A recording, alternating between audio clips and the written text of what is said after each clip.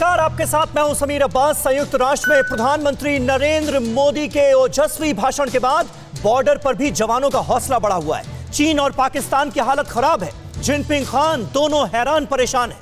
हम आपको इन दोनों के आतंकी गठजोड़ के सच्चे सबूत भी आज दिखाएंगे। आपको लद्दाख भी लेकर चलेंगे, जहां मौसम की पहली बर्फबारी हुई है और सेना ने अपनी जंगी तैयारियों को और तेज कर दिया है। TV9 भारतवर्ष देश का पहला चैनल है जो लद्दाख से बर्फ के बीच आपके लिए पल पल की वॉर रिपोर्टिंग लेकर आ रहा है। उधर संयुक्त राष्ट्र में पीएम मोदी ने बुलंद आवाज में कहा कि अब वक्त आ गया है, नए युग का नया संयुक्त राष्ट्र बनाया जाए। भारत की शक्ति को संयुक्त राष्ट्र को अब स्वीकार करते हुए हमें दुनिया की इस महत्वपूर्ण संस्था का स्थायी सदस्य बनाया जाए। यह पुरजोर आवाज बुलंद की गई है भारत की तरफ से। मोदी के हर शब्द की ताकत को आप तक पहुंचाने के लिए TV9 भारतवर्ष पर जारी है मोदी कॉन्क्लेव। और इस कॉन्क्लेव में हमारे साथ जुड़ने जा रहे हैं कई खास मेहमान, उनसे आपका तारुफ कराएंगे। लेकिन उससे पहले इस वक्त की बड़ी खबर के साथ शुरुआत कर रहे हैं। सर्दियों में चीन से लोहा लेने के लिए भारत तैयार है। मुंहतोड़ जवाब के लिए फायर एंड फ्यूरी कॉर्प्स तैनात कर दी गई है। ऊंचाई पर रहने और लड़ने में यह पूरी तरह से सक्षम है। T-90 और T-70 टैंक देगा चीन को मुंहतोड़ जवाब। BMP-2 इन्फेंट्री कॉम्बैट व्हीकल्स भी चीन पर बहुत भारी पड़ेंगे, तो तैयारी पुख्ता कर ली गई है। और देखिए, आज ही लद्दाख से बर्फबारी की बड़ी खूबसूरत तस्वीरें सामने आई थी, लेकिन इस बर्फबारी के बीच किस तरह से हिंदुस्तान के वीर जांबाज सरहदों की निगरानी करने के लिए तैयार हैं, यह भी आप देख रहे हैं। TV9 भारतवर्ष लगातार लद्दाख से, वॉर जोन से एक्सक्लूसिव रिपोर्टिंग कर रहा है और ये तस्वीरें उसी की मिसाल है। आप देख सकते हैं TV9 भारतवर्ष पर ये एक्सक्लूसिव तस्वीरें, LAC से जुड़ी ये ब्रेकिंग न्यूज। और आपको नजर आएगा कि किस तरह से भारतीय सेना ने इस वक्त पुख्ता बंदोबस्त कर लिए हैं और चीन की जंगी तैयारी का मुंहतोड़ जवाब देने की कैसे तैयारी कर ली गई है हमारी तरफ, यह भी आपको इन तस्वीरों में नजर आएगा। T-90 और T-72 टैंक्स किस तरह से गश्त करते हुए नजर आ रहे हैं, आप देख सकते हैं इन तस्वीरों में। तो सर्दियों में चीन से लोहा लेने की पूरी तैयारी हिंदुस्तान के रणबांकुरों ने कर ली है, भारतीय सेना ने कर ली है और -40 डिग्री पर डटे रहने का पूरा इंतजाम कर लिया गया है। जी हां, लद्दाख की ये वो ठंड है जिससे रूह कांपती है चीनी जवानों की, PLA के सैनिकों की। लेकिन इस मौसम में भी हिंदुस्तानी जांबाजों का जज्बा जो है वो देखने लायक है और चीन इसी से खौफ खाता है।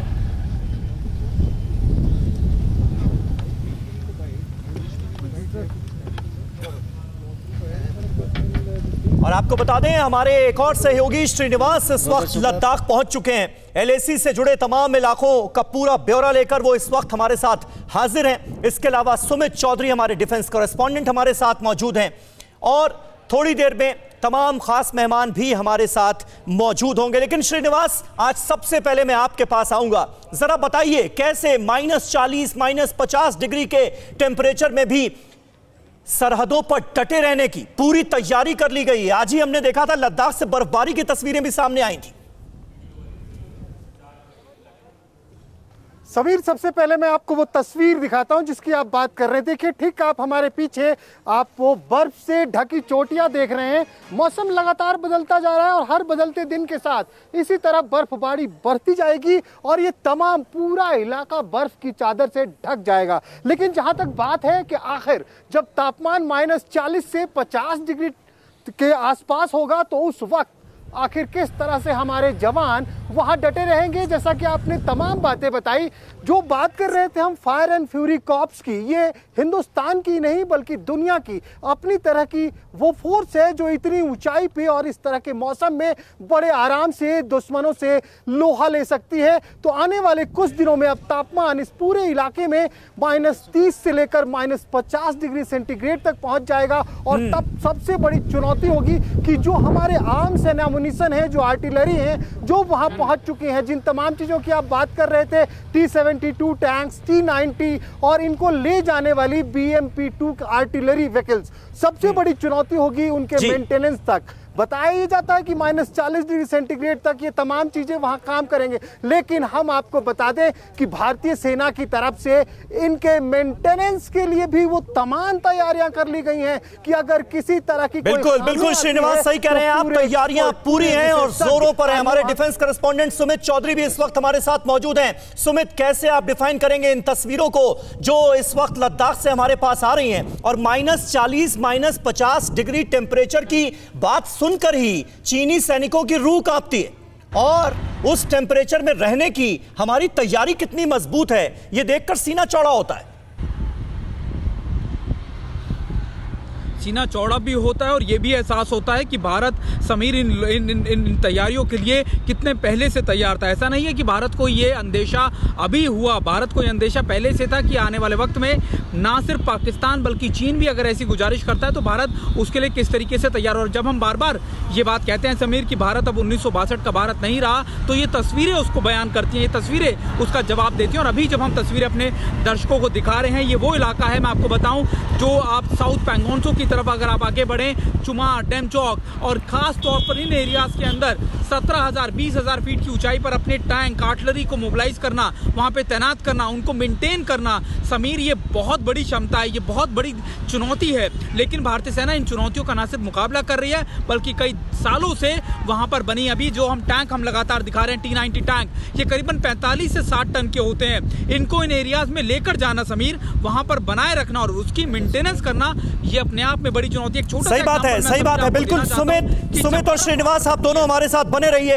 अब वक्त आ गया है कि हम तमाम खास मेहमान जो हमारे साथ इस वक्त मोदी कॉन्क्लेव में जुड़े हुए हैं उनसे आपका तारुफ करा दें। हमारे साथ आज लेफ्टिनेंट जनरल गुरमीत सिंह साहब मौजूद हैं, विष्णु प्रकाश साहब हमारे साथ इस वक्त जुड़ चुके हैं जो कि फॉर्मर डिप्लोमेट हैं, प्रोफेसर AK पाशा हमारे साथ बतौर फॉरेन एक्सपर्ट, देखिए सारे लोग स्क्रीन पर नजर आ रहे हैं, डॉक्टर इरशाद अहमद खान भी सरहद पार से हमारे साथ जुड़ चुके हैं, लीडर हैं PMLN यानी पाकिस्तान मुस्लिम लीग नवाज जो पार्टी है, ऑपोजिशन पार्टी है इस वक्त पाकिस्तान की, इस्लामाबाद से हमारे साथ मौजूद हैं, खान साहब भी। लेकिन उससे पहले गुरमीत सिंह साहब, ये तस्वीरें क्या जाहिर कर रही हैं, ये क्या बता रही हैं, और क्या ये सीधा संदेश है चीन को कि अब सुधर जाओ, पीछे हट जाओ, वरना अंजाम बहुत बुरा होगा? बिल्कुल समीर जी, आपने ठीक कहा, भारत की स्थिति मजबूत है, भारत की तैयारी मजबूत है। और देखिए भारत का जो winter warfare, snow warfare, high altitude warfare है और जो कम्बैट एक्सपीरियंस है वो दुनिया में सबसे अलग है। सियाचिन, कारगिल, ये सब कम्बैट एक्सपीरियंस जो है, और हमारे जो जवान हैं जिस स्टैटी से वो बैठे हुए हैं।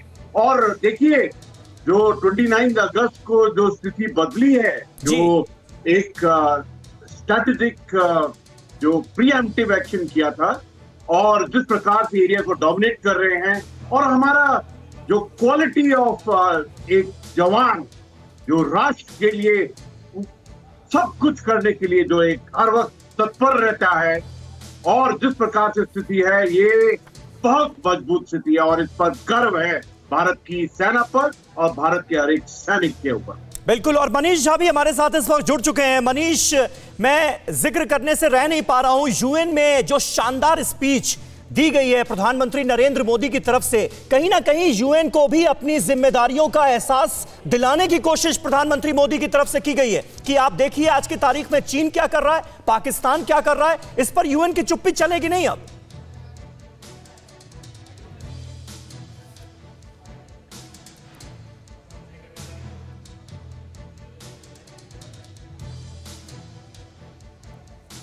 बिल्कुल। प्रधानमंत्री मोदी संयुक्त राष्ट्र के 75वीं जयंती के अवसर पर यूएनजीए को संबोधित कर रहे थे, तो न सिर्फ वो एक वैश्विक लीडर का संबोधन था बल्कि संयुक्त राष्ट्र को भी ये याद दिलाने की कोशिश थी कि प्रधानमंत्री के शब्दों में कि सदी बदल गई है, अब यूएन को भी बदलना होगा। यूएन अब 26/11 और 9/11 जैसे आतंकी हमलों के लिए चुप नहीं रह सकता। यूएन चीन के विस्तारवाद के लिए चुप नहीं रह सकता है और P5 कंट्री में चीन बैठकर ब्लैकमेल करने की स्थिति में नहीं हो सकता है, और इसलिए संयुक्त राष्ट्र में व्यापक सुधार की जरूरत है। और उसमें भारत की दावेदारी न सिर्फ भारत की मांग है बल्कि दुनिया की मांग है, और इसके लिए जो G4 कंट्री है, G4 कंट्री के समर्थन में आज की तारीख में 150 कंट्री खड़े हैं। जी बिल्कुल बिल्कुल मनीष, बने रहे आप हमारे साथ। इस बीच भारतीय सेना के इंतजामों का क्योंकि हम जिक्र कर रहे हैं, लद्दाख में क्या शानदार तैयारियां की गई हैं, इसे चीन को जरूर देखना चाहिए। आइए सुनते हैं भारतीय सेना की तरफ से कितने पुख्ता इंतजाम किए गए हैं आने वाली ठंड के मद्देनजर। फायर एंड फ्यूरी कोर सिर्फ इंडियन आर्मी का नहीं बल्कि दुनिया भर की आर्मीज का एक अनोखा हिस्सा है, जिसमें मैकेनाइज फोर्सेस इतनी कठिन टेरेन में सुपर हाई ऑल्टीट्यूड एरिया में तैनात हैं। टैंक्स, इन्फेंट्री कॉम्बैट व्हीकल्स और हेवी गन्स का मेंटेनेंस ऐसी कठिन टेरेन में बड़ी चुनौती बन जाता है।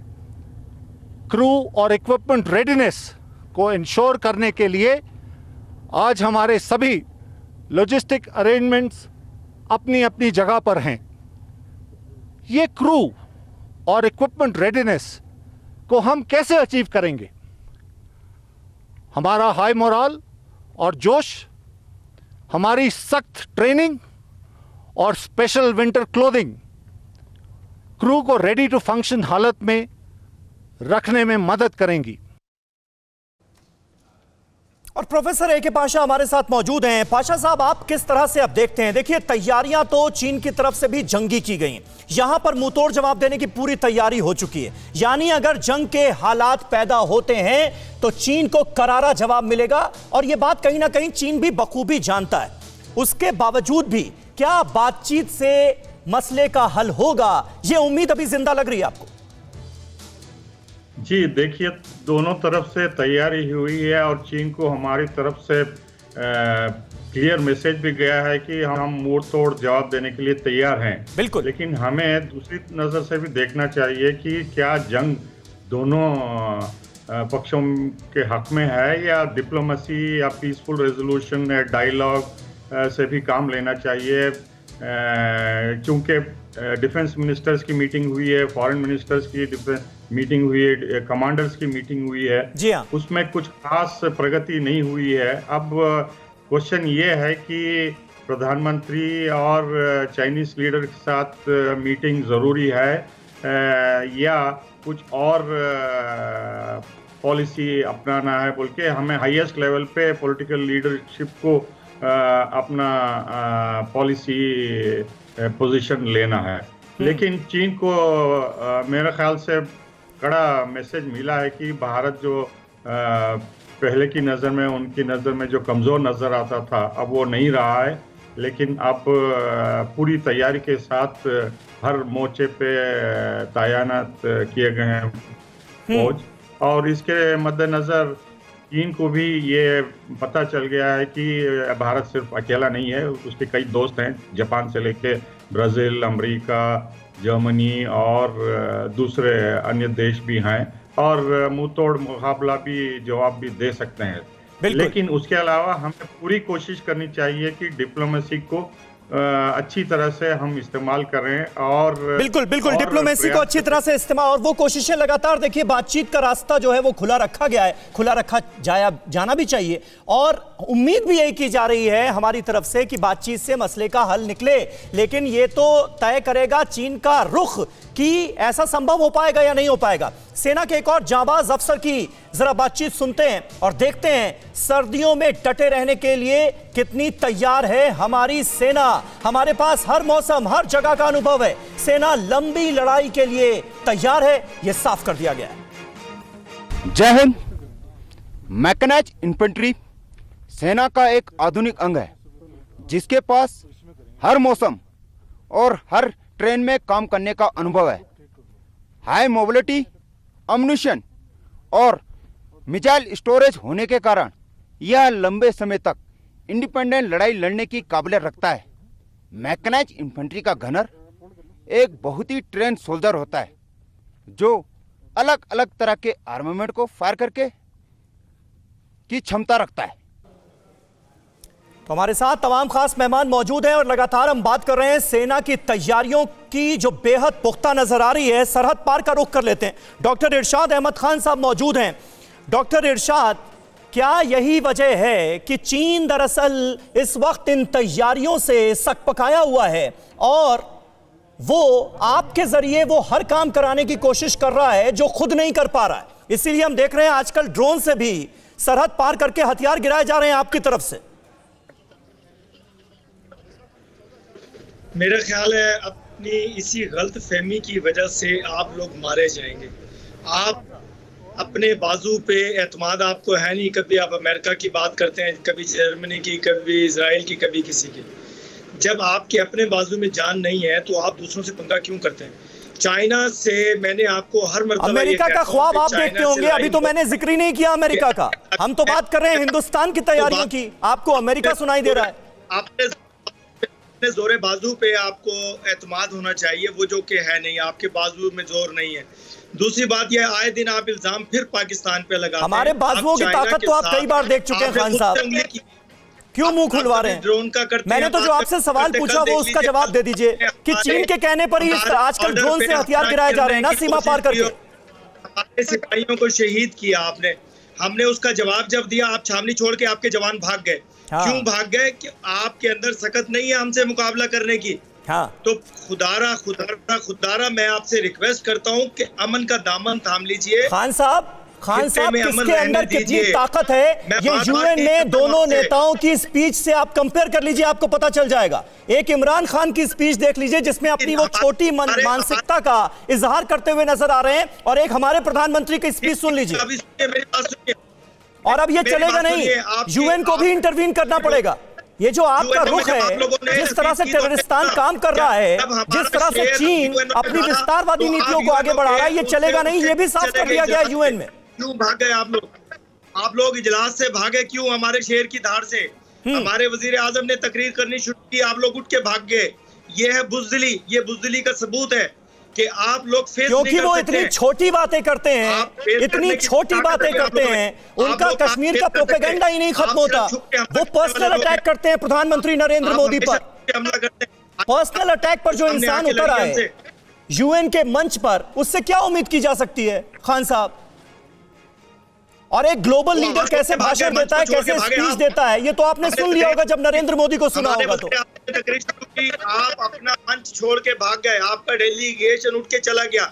क्यों चला गया? आप में सच सुनने की हिम्मत नहीं है, आप लोग सच सुन नहीं सकते, आपके अंदर इतनी ताकत नहीं है कि आप बैठ के फेस करें किसी को सच्चाई। खान साहब थोड़ा आईना दिखाते हैं, अब आपको थोड़ा आईना दिखाते हैं। चीन और पाकिस्तान का ये जो आतंकी गठजोड़ है, इसके कुछ सबूत हमारे सामने हैं। खान साहब देखिए, सुनिए। चीनी ड्रोन से हथियार सप्लाई कर रहा है पाकिस्तान, जिसका मैं अभी जिक्र कर रहा था। जम्मू कश्मीर में हथियार सप्लाई कर रही है पाकिस्तान की बदनाम खुफिया एजेंसी ISI। इसके पक्के सबूत मिले हैं। चीनी ड्रोन और हेक्साकॉप्टर से भेजा जा रहा है हथियार। और आइए, जब सबूत की बात होती है कि चीन और पाकिस्तान का जो आतंकी चरित्र है वो कैसे सामने आ रहा है, तो इंफॉर्मेशन वॉल का हम रुख कर लेते हैं TV9 भारतवर्ष पर।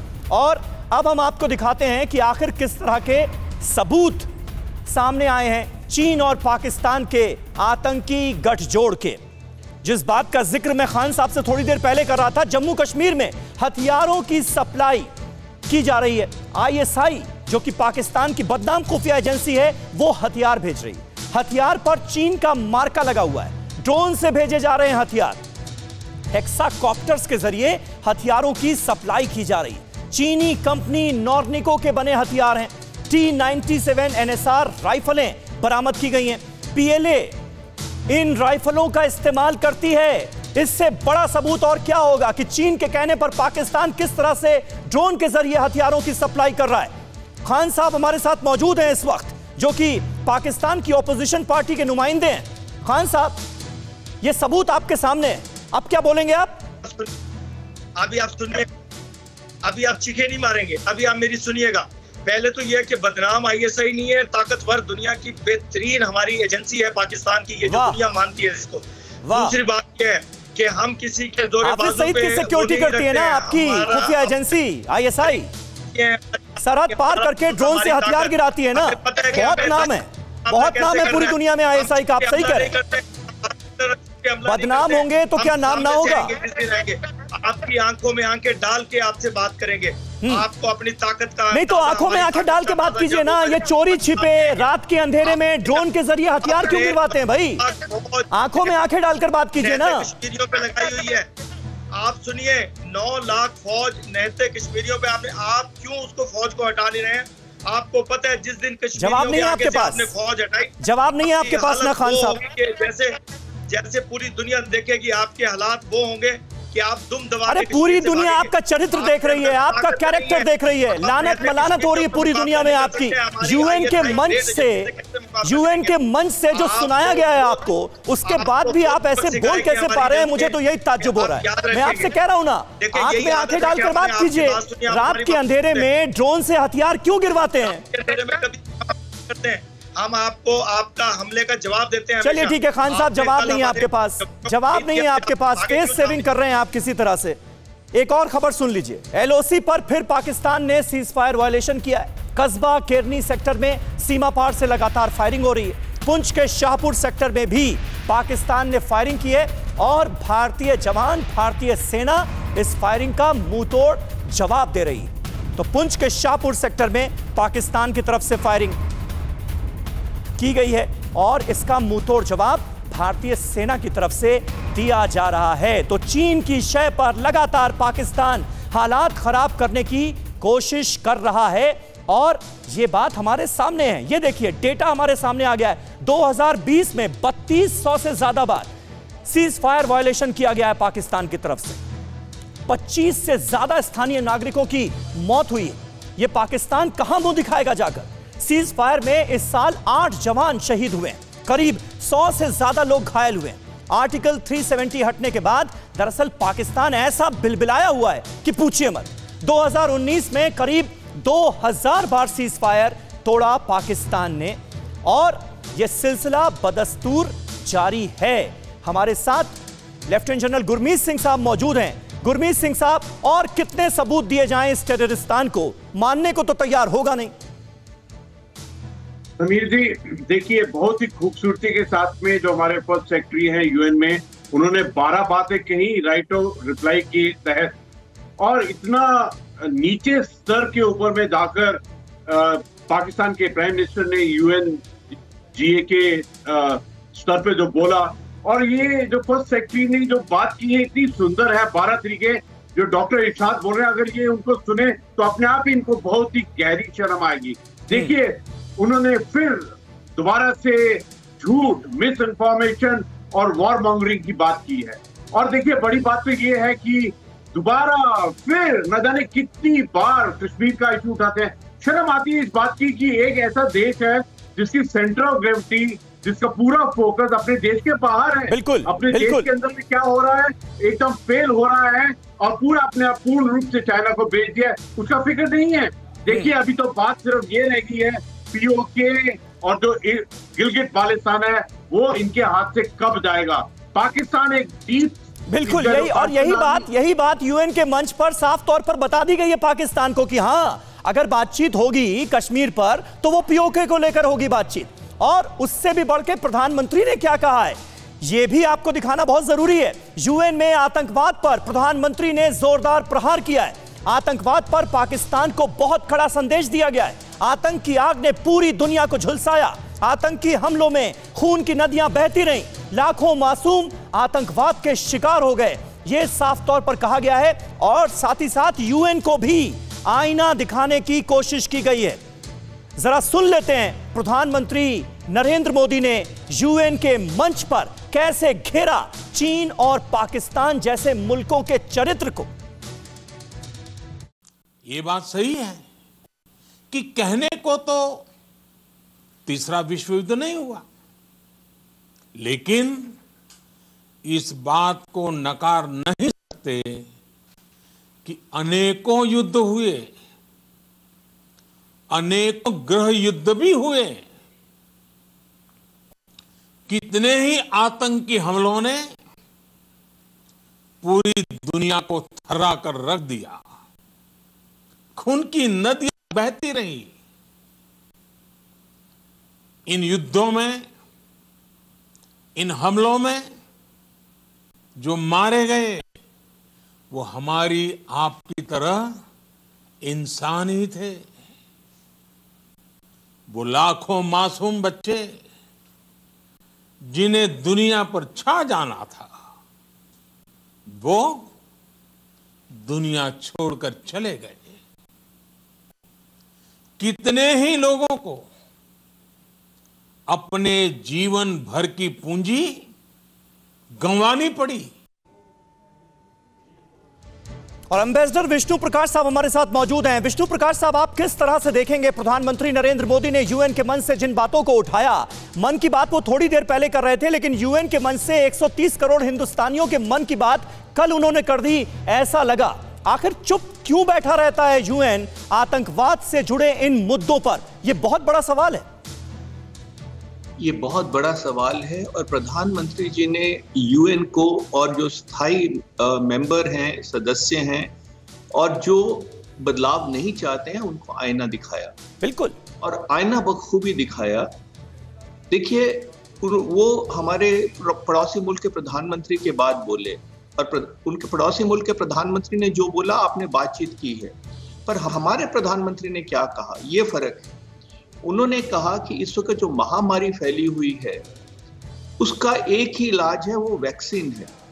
और हम दुनिया की फार्मेसी होने के नाते हर एक देश को, पड़ोसियों से शुरू करके हर एक देश को वैक्सीन देंगे। तो ये संदेश था मंच से। और उसके अगर आप नहीं, विष्णु प्रकाश साहब, लेकिन ये जो यूएन की चुप्पी पर सवाल उठाए हैं प्रधानमंत्री नरेंद्र मोदी ने, ये अपने आप में इसे आप कितना साहसिक कदम मानते हैं और यूएन की व्यवस्था में किस कदर बदलाव की जरूरत है आपके हिसाब से? सर बिल्कुल ठीक जी। यूएन का संगठन 75 साल पहले हुआ था, 1945 में जी। तो 1945 में और 2020 में जमीन आसमान का फर्क है। पर जो सदस्यों ने, जो परमानेंट मेंबर्स ने गठन किया था, वो अपना धरोहर मान के बैठे हुए हैं और वो नहीं चाहते कि यूएन काम कर पाए, इफेक्टिव हो पाए। मैं एक मिसाल देना चाहता हूँ। इस वक्त सबसे बड़ी संकट क्या है दुनिया पे, क्राइसिस क्या है सबसे बड़ा? वो है कोरोना का क्राइसिस। बिल्कुल। और यूएन सिक्योरिटी काउंसिल, जो कि सबसे अव्वल दर्जे की बॉडी समझी जाती है, उनके पास ना समय है, ना ख्वाहिश है, ना हिम्मत है कोरोना वायरस को डिस्कस करने की। तो अगर ये संस्था सबसे बड़े क्राइसिस को भी नहीं बात कर सकती तो क्या रह गया? और इसलिए नहीं रहा कि ये लोग वीटो लेके बैठे हुए हैं, एक दूसरे को काटते रहते हैं और एक स्टेलमेट हुई। बिल्कुल सही बात आप कर रहे हैं सर, बिल्कुल सही बात कर रहे हैं। और इस पर हम आपसे और बात करेंगे। स्थायी सदस्यता का मुद्दा जिस तरह से प्रधानमंत्री नरेंद्र मोदी ने उठाया, यह भी सारे हिंदुस्तानियों के दिल से जुड़ा हुआ मुद्दा है कि ऐसा क्यों नहीं संभव हो पा रहा है। वो वक्त कब आएगा, कब तक इंतजार करेगा भारत, इस पर भी हम बात करेंगे। लेकिन इस बीच एक अहम खबर हमारे पास ये आ रही है कि कल लेह जाएंगे गृह राज्य मंत्री, लद्दाख का दौरा करेंगे जी किशन रेड्डी। कल गृह मंत्री से मिला था लद्दाख का डेलीगेशन और अब देखिए ये खबर आ रही है, जी किशन रेड्डी जो कि गृह राज्य मंत्री हैं, वो लेह का दौरा करने के लिए वहां पहुंच रहे हैं। हमारे साथ श्रीनिवास मौजूद हैं लद्दाख से, उनके पास आपको लिए चलते हैं। श्रीनिवास, प्रधानमंत्री नरेंद्र मोदी का दौरा, उसके बाद सेना प्रमुखों का लगातार दौरा वहां पर चल रहा है, इसके अलावा जो जनरल बिपिन रावत हैं वो दौरा कर रहे हैं और अब गृह राज्य मंत्री भी वहां पर पहुंच रहे हैं। इन दौरों के जरिए भी एक बड़ा संदेश देने की कोशिश है चीन को।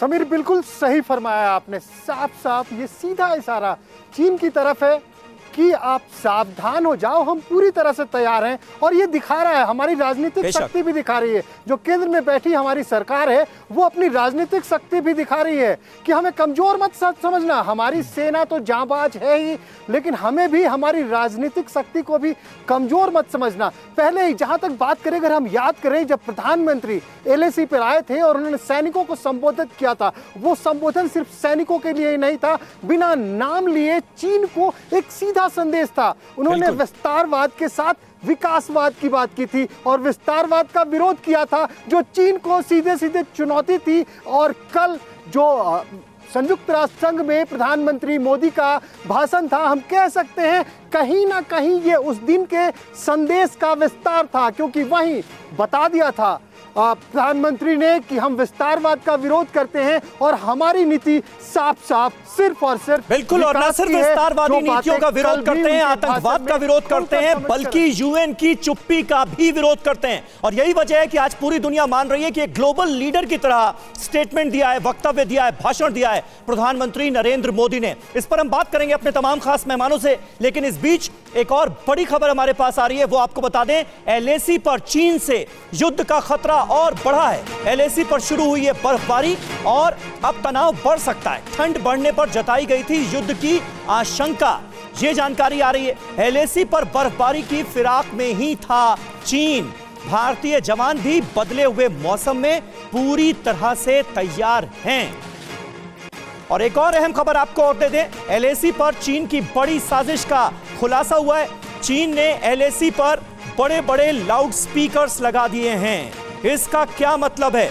क्योंकि हमारे साथ लेफ्टिनेंट जनरल गुरमीत सिंह भी मौजूद हैं। सिंह साहब, कैसे देखते हैं आप चीन की तरफ से उठाए गए इस कदम को? बड़े बड़े लाउड स्पीकर लगाए जाने का क्या मतलब है? ठंड वैसे ही आ रही है और कहा गया था कि ठंड में युद्ध की आशंका है।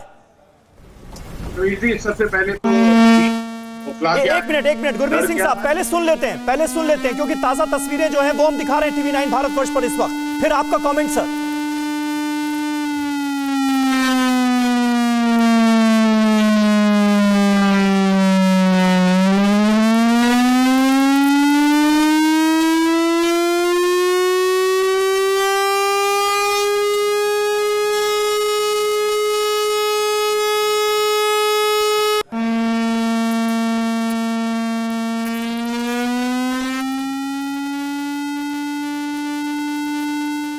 गुरमीत सिंह साहब, तस्वीरें भी हमने दिखा दी, आवाज भी सुना दी, बड़े बड़े विशालकाय लाउड स्पीकर लगा दिए गए हैं चीन की तरफ से। क्या मैसेज है ये?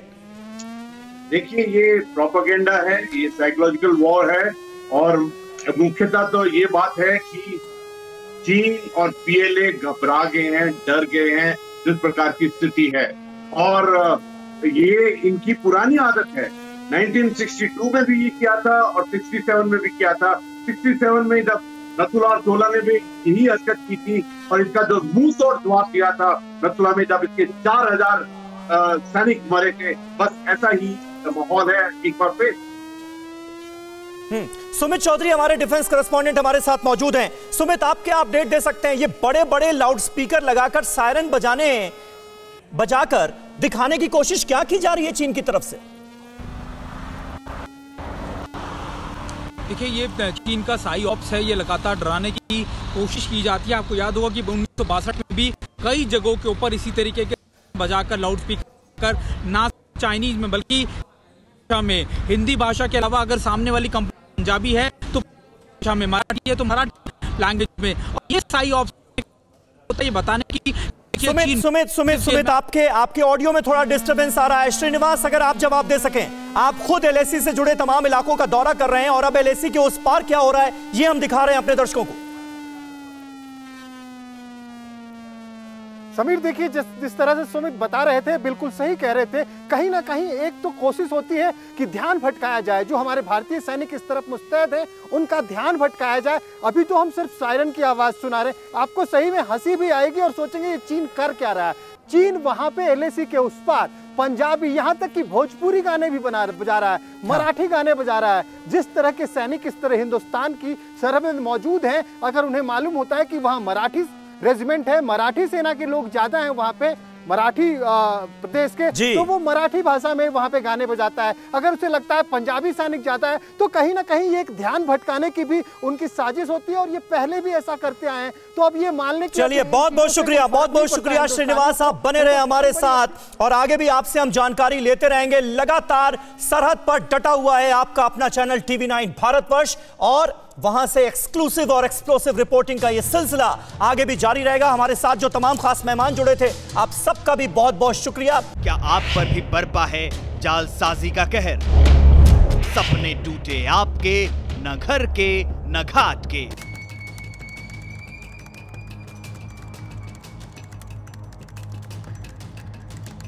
देखिए लूट घर हर रात 9:30 बजे फिक्र आपकी।